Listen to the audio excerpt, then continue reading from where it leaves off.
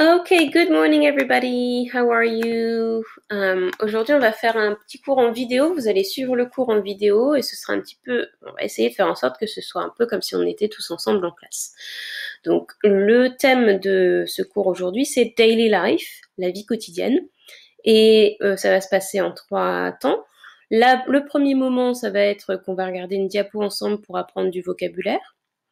Ensuite, on va revoir un petit peu l'expression de l'heure, parce que la troisième étape, c'est qu'on va voir comment dire que telle ou telle personne fait telle ou telle activité à telle heure. Et à ce moment-là, vous allez devoir faire pause sur la vidéo pour faire le travail de votre côté avant de remettre la vidéo en marche pour voir la correction. J'espère que c'est à peu près clair. Alors, on commence avec la diapositive et je vais vous demander de fermer les yeux pendant 30 secondes pour pas voir tout avant que je vous le montre. Donc, fermez les yeux.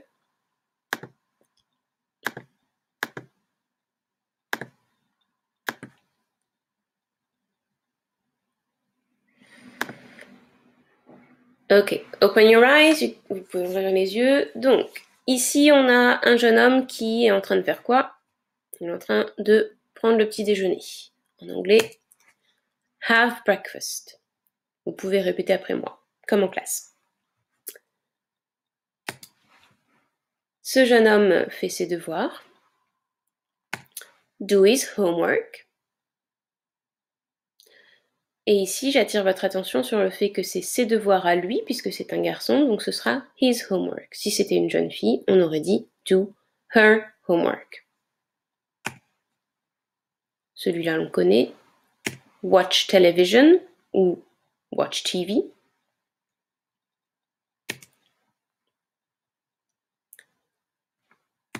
Brush her teeth. Et c'est her teeth, puisque ce sont ses dents à elle. Si c'était un jeune homme qui se brossait les dents, ce serait brush his teeth.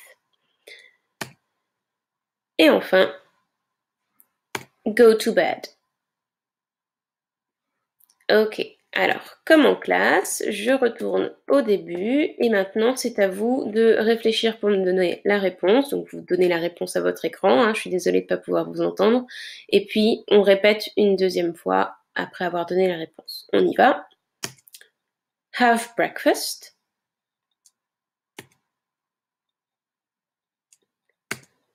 Do his homework.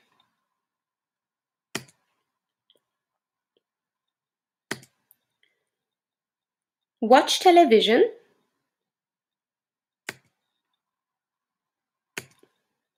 Brush her teeth.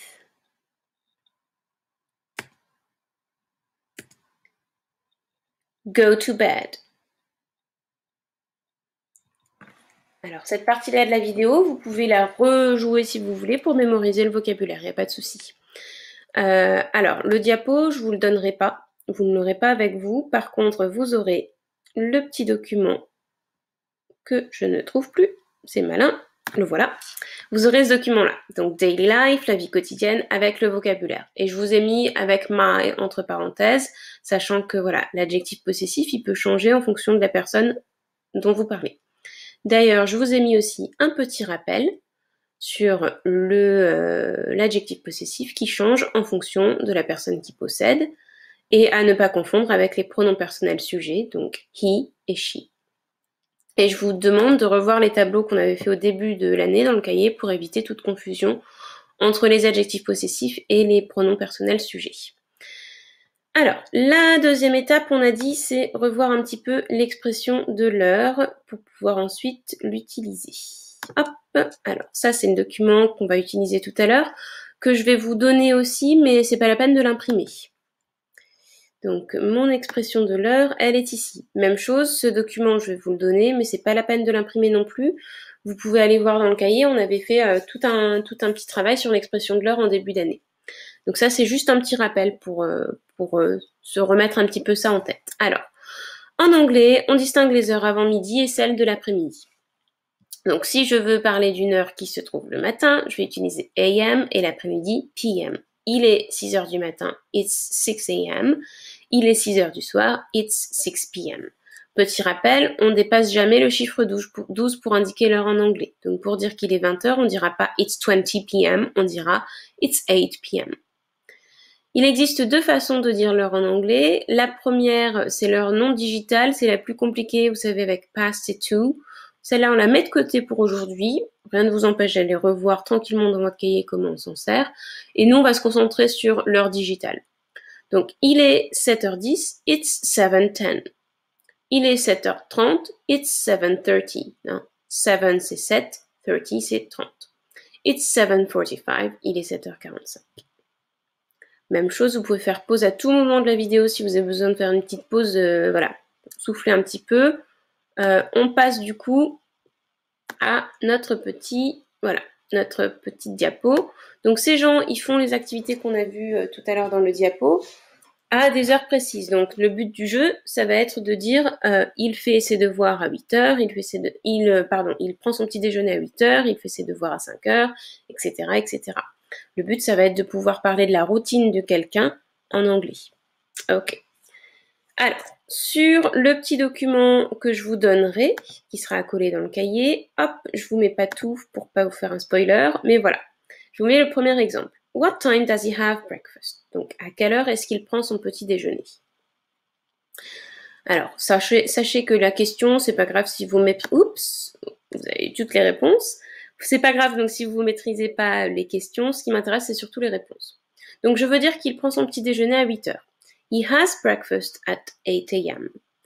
On est à la troisième personne du singulier, donc on met un S au verbe. D'accord? C'est pour ça que j'ai mis le pronom et le petit S en rouge tous les deux pour se rappeler que, voilà, troisième personne du singulier, je mets un S au verbe. Ok? Bien. Alors, le but du jeu, ça va maintenant être de regarder ce document-là et de faire les phrases pour tous les autres, sachant que, attention, cette phrase-là ne va pas être à la troisième personne du singulier, puisqu'ils sont deux, donc c'est du pluriel. Et ces phrases-là, il va falloir faire attention aux adjectifs possessifs, puisque ce sont des filles. Alors, je vous laisse prendre une feuille de brouillon et faire les phrases sur le même modèle que celle-ci, d'accord? Donc, he has breakfast at 8 a.m. Vous allez me faire les mêmes phrases avec il fait ses devoirs à 5h, il regarde la télévision à 6h30, etc., etc.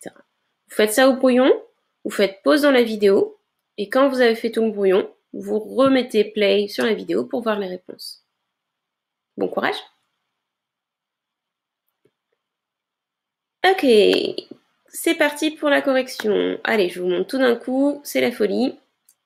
Voilà, donc, les devoirs. What time does he do his homework? À quelle heure fait-il ses devoirs? He does his homework at 5 p.m. Donc là, même chose, troisième personne du singulier, le sujet est en rouge, et j'ai mis le ES en rouge, donc c'est une exception, il faut savoir que do à la troisième personne du singulier, ça devient does, ES et pas juste S. C'est comme ça. Ensuite, la télévision, what time do they watch television? They watch television at 6:30 p.m. Je n'ai rien mis en rouge, on est au pluriel ici, donc on oublie l'histoire du S. C'est uniquement la troisième personne du singulier. Donc ici j'ai pris they qui veut dire il au pluriel, ou elle d'ailleurs au pluriel. Watch television, j'ai pris le verbe et je l'ai mis tout simplement à côté du sujet. Le brossage des dents, what time does she brush her teeth? She brushes her teeth at 8 p.m.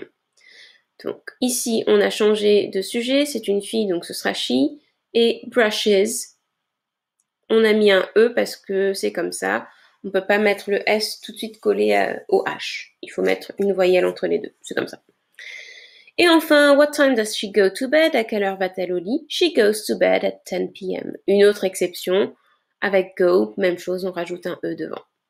Voilà, j'espère que c'est clair pour tout le monde. N'hésitez pas encore une fois à faire une pause ou à revoir la correction si vous avez besoin. N'hésitez pas à me poser des questions. Si vous m'envoyez un message en me posant une question précise sur ce que vous n'avez pas compris, ou vous me dites j'ai pas compris, puis je trouve un moyen de vous réexpliquer. Et ce que vous allez devoir faire pour la prochaine fois, ça va être de choisir une personne de votre famille, donc votre père, votre mère, votre chat, votre frère, votre sœur, et de faire des phrases, donc 3 phrases sur sa routine à lui ou à elle. Donc, c'est pas grave si vous ne dites pas la vérité. J'ai pas besoin de savoir que votre frère se lève à telle heure, etc. Deux possibilités, soit vous utilisez le vocabulaire qu'on a vu aujourd'hui, donc vous faites uniquement des phrases sur ces activités-là, ou alors vous pouvez faire des phrases sur d'autres activités. Si vous voulez par exemple chercher dans un dictionnaire comment on dit se lever, vous pouvez me faire des phrases, il n'y a pas de souci. D'accord? Donc 3 phrases, soit avec le vocabulaire d'aujourd'hui, soit avec du vocabulaire nouveau, pour expliquer la routine de quelqu'un. Donc forcément, on ne va pas raconter toute sa vie sur toute sa journée, mais ce sera, voilà, 3 moments ciblés. L'important, c'est pas que le vocabulaire soit parfait, hein, si vous choisissez de faire sur du vocabulaire qu'on n'a pas encore vu et que vous, du coup, vous cherchez dans le dictionnaire. Ce qui m'importe vraiment, c'est que vous fassiez des phrases où on voit bien le S au verbe, d'accord?